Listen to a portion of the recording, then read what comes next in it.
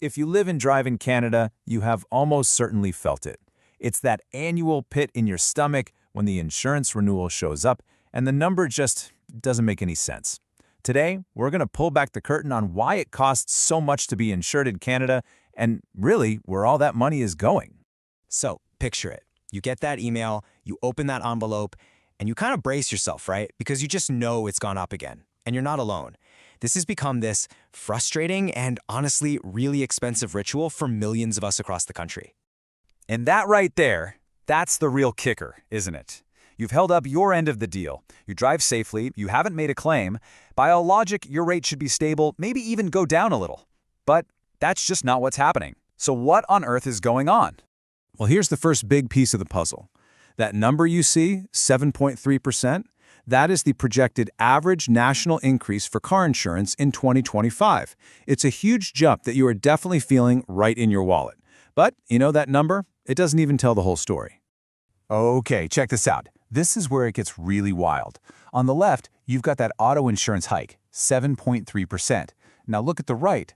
The general rate of inflation is just 2.3%. Your insurance costs are climbing more than 3 times faster than everything else. It shows you that insurance pricing is, well, it's living in a whole different universe, playing by its own, much more expensive rules. And that brings us right to the heart of the matter. This central conflict, the incredible financial strain on regular people, versus the very, very different story playing out inside the insurance industry itself. So let's actually look at the numbers here. Let's break down this squeeze. We see that 7.3% for auto insurance again, sure, but look at these other figures. Ontario home insurance, up over 7%.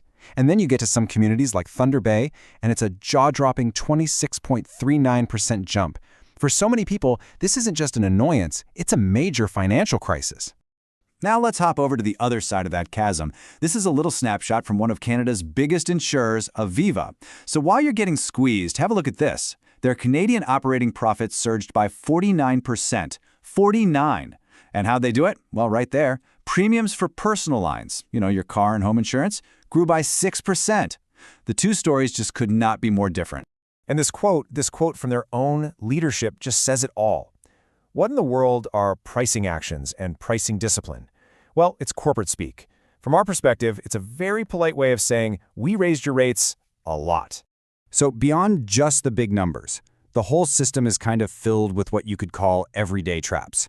These are these small, super common situations that can suddenly trigger massive financial penalties, turning one little mistake into a burden that lasts for years. Okay, let's just trace the domino effect of something simple like a rolling stop. First, you get a minor ticket, right?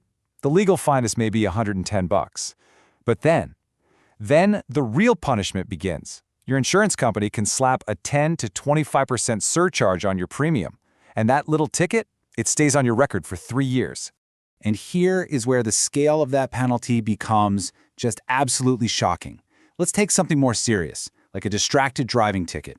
The legal fine might be a few $100s, but the insurance tax, as we're calling it, over 3 years, that one conviction could cost you over $12,000 more in premiums. The insurance penalty just completely dwarfs the legal one. It's not even in the same ballpark. And all this leads to another one of these traps, the claim dilemma. So say you get into a little fender bender, and it's going to cost, let's say, $2,500 to fix. If you make a claim, your premiums could shoot up so much over the next 6 years that it actually costs you more than if you had just paid for the repair yourself. Think about that. You are literally paying for insurance you can't afford to use. Now, to be fair, the insurance companies argue that they are facing their own massive pressures. They point to 3 big things that are driving up costs for everybody: catastrophic weather events, the rising price of their own insurance, and this national auto theft crisis that we're seeing. This chart really puts that weather issue in perspective. Okay, so historically, that first bar, catastrophic losses from weather, averaged about $1.4 billion a year. But in 2024 alone, look at the bar on the far right. That number exploded to $8.5 billion. I mean, these are colossal, unexpected costs that the industry has to find a way to cover. And those massive losses create something called the reinsurance ripple. You see, insurance companies, they have to buy their own insurance from these giant global companies called reinsurers. It's literally insurance for the insurers. So after a year of huge payouts for floods and fires, The reinsurers raise their rates on the insurance companies, and that cost gets passed down the line, rippling out until it hits, well, your policy.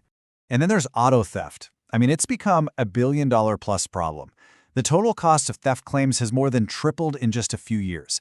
It's now estimated that in Ontario, about $130 of your annual premium goes directly to covering the cost of stolen cars. So we've got rising costs from claims and skyrocketing profits for the companies, but now something else is happening. The actual rules of insurance are changing, and this could fundamentally alter the protection you think you have. And honestly, everyone needs to know about this. So let's look at this huge change coming to Ontario. Starting in July 2026, benefits that are standard in every single auto policy right now, look at this table, things like income replacement and caregiver support, they are moving from the mandatory column over to the optional one. They're about to become extras that you have to specifically choose and pay extra for.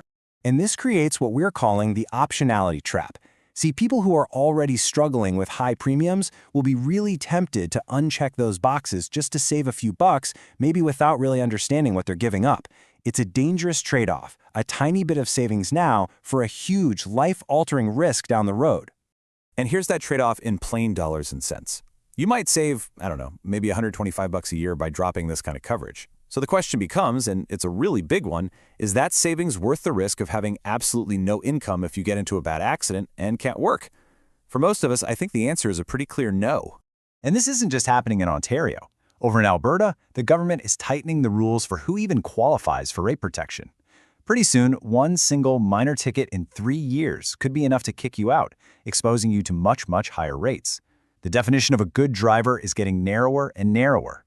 When you put it all together, the rate hikes, the hidden traps, the changing rules, it all leads to this one fundamental question. Who is this system actually built to protect? And the answer?